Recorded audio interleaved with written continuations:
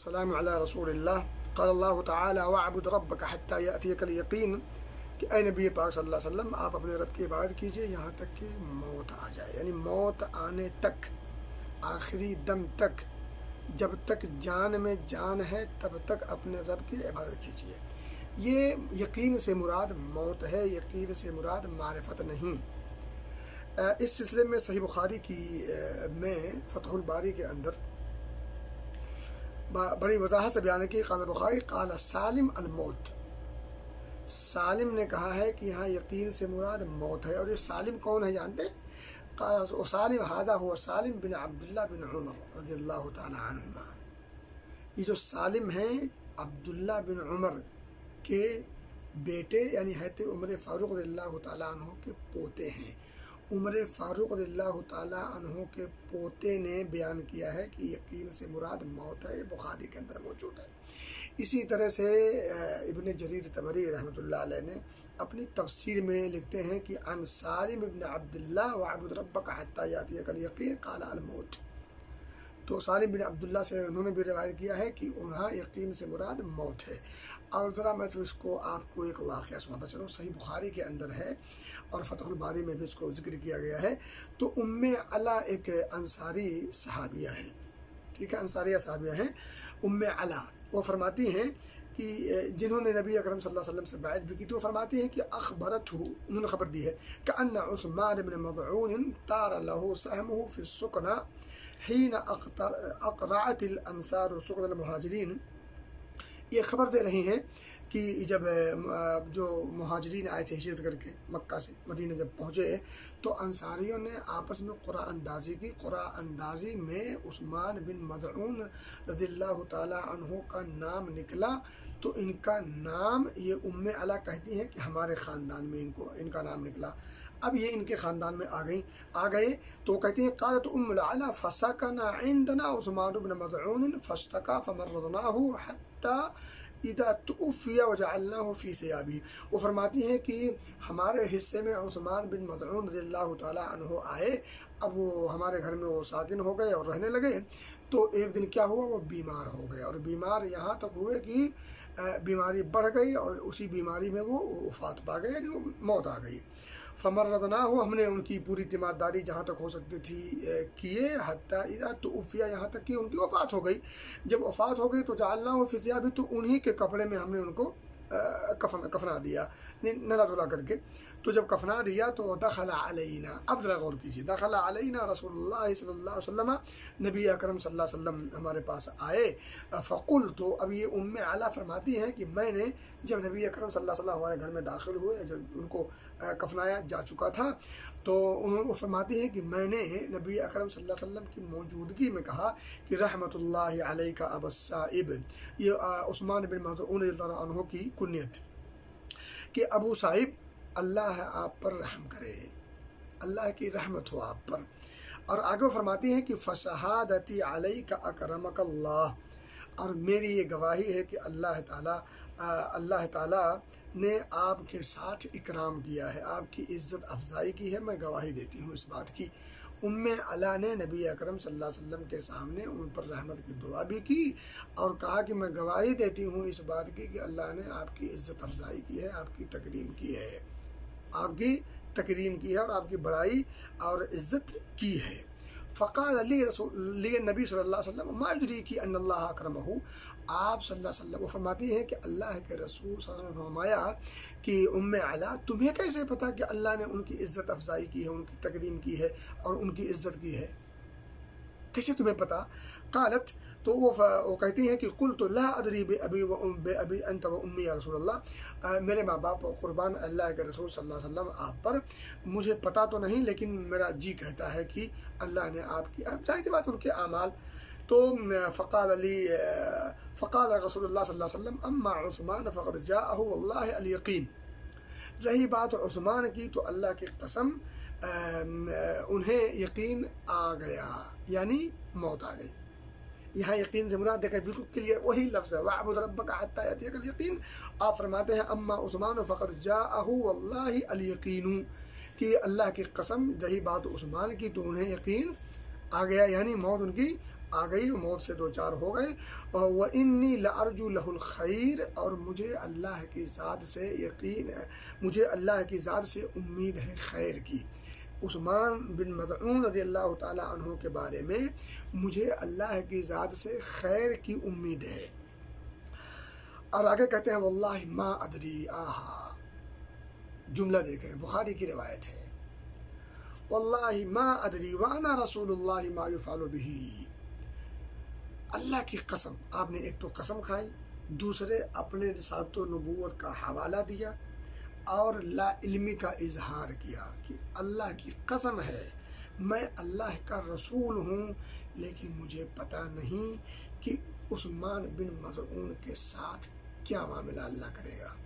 ما یفعل بہ، واللہ الفاظ کا بخاری کے الفاظ ہیں واللہ ما ادری وانا رسول اللہ ما یفعل بہ. دیگر روایات میں بخاری ہی کے اندر ہے ما یفعل بی ولا بکم، مجھے تو اس بات کا بھی خبر نہیں، اس بات کی بھی خبر نہیں، اس بات کا بھی علم نہیں کہ میرے ساتھ کیا معاملہ ہوگا اور تمہارے ساتھ کیا معاملہ ہوگا. واللہ ما ادری وانا رسول اللہ ما یفعل بہ، اللہ کی قسم ہے میں رسول اللہ ہوں، لیکن مجھے اس بات کا علم نہیں، خبر نہیں کہ عثمان بن مظعون کے ساتھ رضی اللہ تعالیٰ عنہ اللہ کیا معاملہ فرمائے گا. قالت ام علا فرماتے ہیں کہتی فواللہ لا ازکی احدا بعدہ ابدا، اس کے بعد سے میں نے کبھی کسی کا تزکیہ نہیں کیا، کسی کی صفائی پیش نہیں کی، کسی کی عظمت و بڑائی کے تعلق سے میں نے کوئی گفتگو نہیں کی. لا ازکی احدا بعدہ ابدا، اس کے بعد میں نے کبھی بھی کسی کا تزکیہ نہیں کیا. وَأَحْزَنَنِي ذَلِكَ، اور اس قصے نے اور اس واقعے نے، یعنی جو میں نے عثمان بن مظعون کی جو تزکیہ کیا تھا، جو ان کی صفائی پیش کی تھی کہ اللہ ان کی عزت افزائی کرے گا اور یہ کرے گا اور وہ کرے گا، اس چیز نے، اس جملے نے مجھے محزون بھی کیا، غمگین بھی کیا. یہ چیز مجھے بعد میں اچھی نہیں لگی، کیونکہ نبی اکرم صلی اللہ علیہ وسلم نے جب ٹوکا، پوچھا کہ تمہیں کیسے پتا، معاملہ غیبی ہے، اللہ کے ساتھ معاملہ ہے، اللہ کیا معاملہ کرے گا اللہ جانے، آپ کو کیسے پتا. اس واقعے نے مجھے غمگین بھی کیا، اور پھر اس کے بعد میں نے کبھی کسی کی اس طرح سے گفتگو کسی کے تئیں نہیں کی. قال، تو آگے فرماتی ہے دوسرا قصہ انہی کے حوالے سے، کہتی ہے فنمت فاریت، میں سوئی تو جب سوئی تو میں نے خواب دیکھا. خواب کس کا دیکھا؟ لعثمان عینا تجری، عثمان بن مظعون کے بارے میں نے خواب دیکھا کہ ایک بہتا ہوا چشمہ ہے، ان کے تئیں میں نے خواب دیکھا کہ ایک چشمہ ہے جو بہہ رہا ہے. کہہ رہی ہے کہ فجئت الی رسول اللہ صلی اللہ علیہ وسلم فاخبرته، تو میں نبی اکرم صلی اللہ علیہ وسلم کے پاس آئی اور آپ سے پورے اپنے اس خواب کا تذکرہ کیا کہ میں نے عثمان کو دیکھا ہے خواب میں، اور وہ ایک بہتے ہوئے چشمے کے ساتھ ہے. فقالا، تو آپ نے فرمایا ذاک عملہ، یہ عثمان بن مظعون کا عمل ہے، یہ ان کے بہتر عمل ہیں جو بہتے ہوئے چشمے کی شکل میں تم نے بطور خواب دیکھا ہے. تو اس واقعے سے جہاں بہت ساری چیزیں معلوم ہوئیں، دو چیزیں بلکہ تین چیزیں بڑی واضح معلوم ہوتی ہیں. ایک تو یہ کہ یقین سے مراد موت ہے.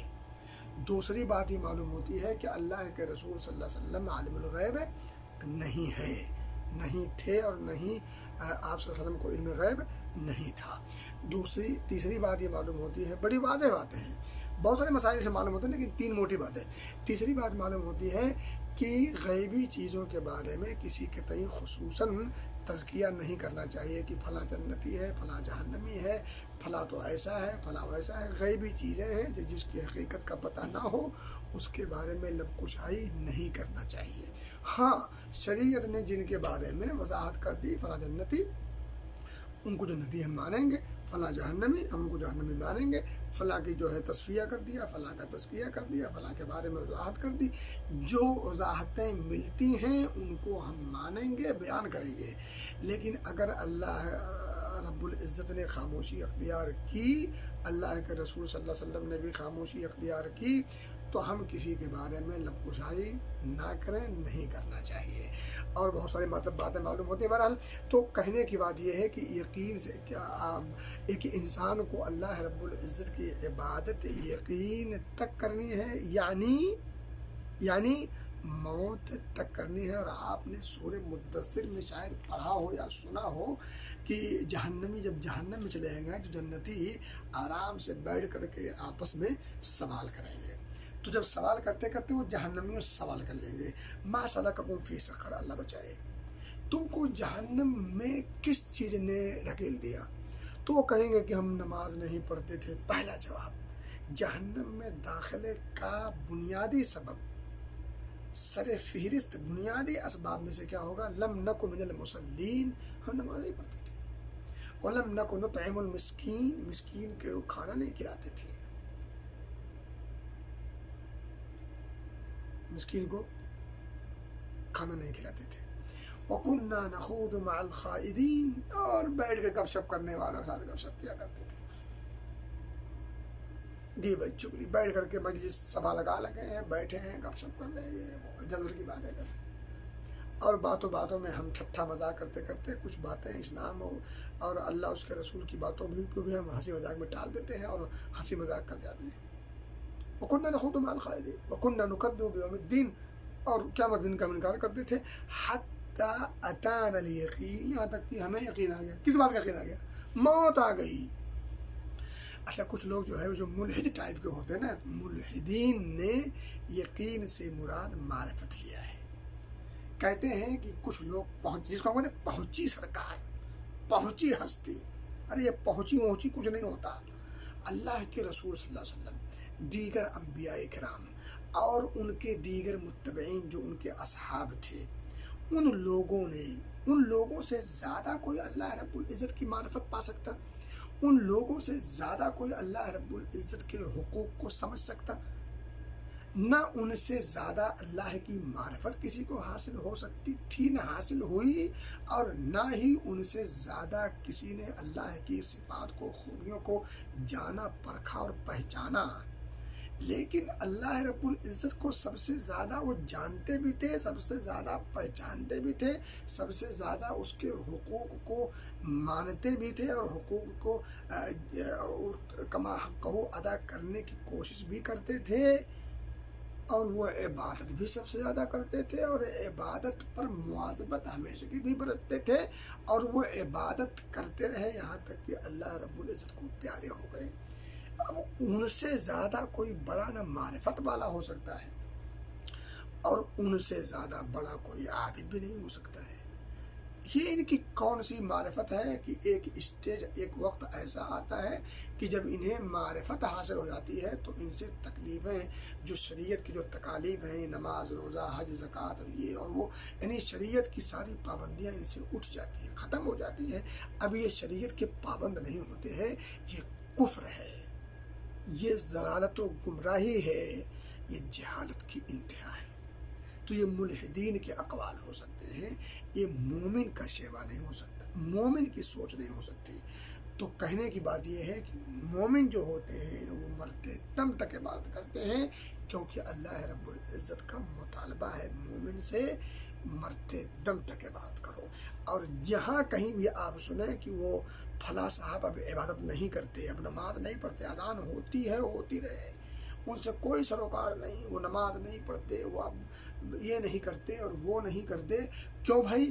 اس لیے کہ وہ معرفت کی بلندی پر پہنچ چکے ہیں. تو معرفت کی بلندی پر نہیں، کفر کی بلندی پر پہنچ چکے ہیں، جہالت کی تہ تک پہنچ چکے ہیں، گمراہی کے عمیق ترین گڈھے میں گر چکے ہیں، جہاں سے واپس آنے کا سنبھاونا اور امکان نہیں رہ گیا ہے. اللہ کے رسول صلی اللہ علیہ وسلم سے بڑا عابد و زاہد کوئی ہو سکتا ہے؟ اور آپ سے بڑا عارف باللہ کوئی ہو سکتا؟ سب سے بڑا عارف باللہ، سب سے بڑا عابد. اور چبتی کا شوربہ کہتا ہے کہ معرفت الہی ہم حاصل ہو گئی ہے، اب نماز کی ضرورت نہیں، اور اب دیگر جو ہے تکالیف شرعیہ کی ضرورت نہیں. یہ ڈھونگ ہے، یہ ڈھکوسلا ہے، یہ کفر ہے، ضلالت و گمراہی اور جہالت کی انتہا ہے. اللہ سے دعا ہے کہ اللہ ہمیں اس آیت کریمہ کے اس آخری ٹکڑے پر، آخری آیت کریمہ کو سمجھنے کی توفیق دے، اور عبادت پر مواظبت اور ہمیشگی کی توفیق دے، آمین۔ وآخر دعوانا الحمد للہ رب العالمین، والسلام علیکم ورحمۃ اللہ وبرکاتہ۔